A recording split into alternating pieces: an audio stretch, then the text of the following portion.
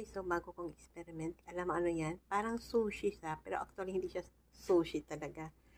Ang ginawa ko dyan, yung malagkit, nagsaing ako, nilagyan ko ng konting gata at konting asin. And then, nilagyan ko siya ng, gumawa ako ng mango jam kasi marami nga kaming mango.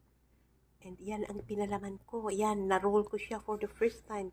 Nagawa ko, first time ko itong ginawa eh. Try ko siyang slice. Paano ba ang hirap ng walang cameraman?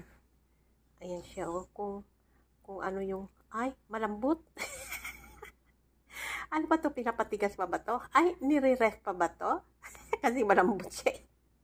Ayan, oh, basta i-ref pa siguro, ano, para magtigas ng kaunti, ano. Kasi parang hindi ko siya ma-slice. Try ko, ha. I-try kong slice.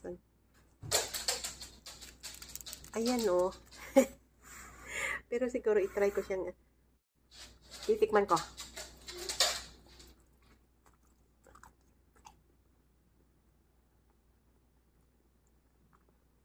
Sarap. Hindi ako makapagsalsok. Slice ko na, oo, diba? Para din siyang ano, diba? Para din siyang sushi. Para sushi na parang braso de Mercedes. So, ay, malinis ang kamay ko, guys, ha?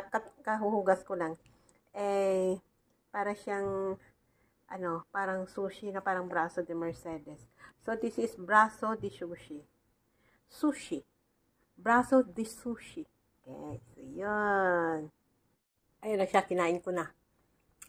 So, ang masabi ko lang ay masarap. Masarap siya kasi yung bigas ko, yung malagkit ko, pagsain ko, nilagyan ko ng kunting gata. May gata. At may kunting asin.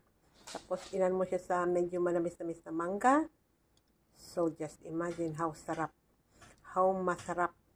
Diba? O, yan. Masarap.